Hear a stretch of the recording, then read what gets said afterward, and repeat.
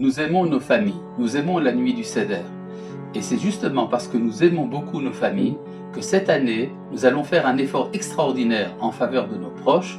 Nous n'allons inviter personne afin que nous puissions nous réunir dans la joie dans les années à venir.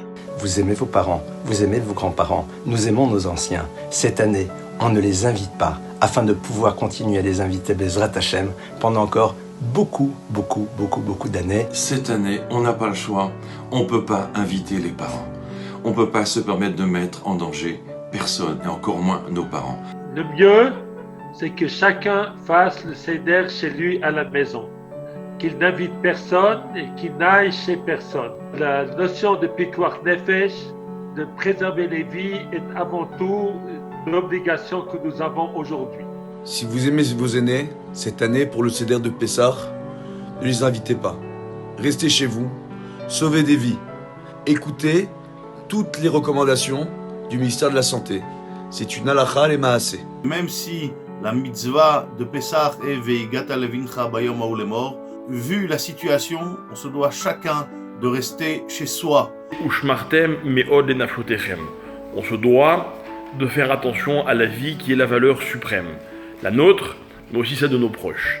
Le Zohar, il vient et dit que le soir de Pessah, celui qui est heureux et qui lit la Haggadah, qu'est-ce qu'il fait Hachem? Il dit à ces gens, venez avec moi, on va aller voir la famille, on va aller voir les grands-parents qui sont tout seuls. Parce qu'on n'est jamais seul. Dieu, il est avec nous. Aimer quelqu'un, eh bien, ce n'est pas aller le voir, ce n'est pas l'inviter.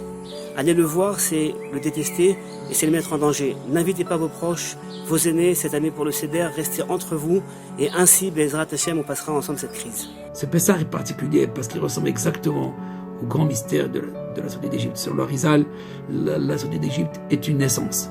Nous allons naître. C'est une époque qui nous donne la possibilité de renaître et de se construire au niveau de l'intérieur. Cette année, plus que chaque année, on sera ensemble. Parce que l'ensemble veut dire que chacun se donne pour l'autre, chacun se fait un sacrifice pour l'autre. C'est comme ça qu'on construit un vrai lien. Prenons soin de nos parents et de nos grands-parents cette année en leur demandant de rester patiemment chez eux pour le soir du Seder. Cher papa, chère maman, notre amour pour vous nous oblige d'être séparés. Bizarre, incompréhensible, mais qui peut percer le secret d'Hachem? Et cette année, eh bien, nous aurons la possibilité de réinventer le soir du Seder. Réinventer un Seder tout seul chez nous à la maison. Pourquoi? Parce que tout simplement, on a envie de pouvoir passer encore des dizaines et des dizaines de Seder, si Dieu veut, pendant les prochaines années, en très bonne santé, avec tous ceux qu'on aime.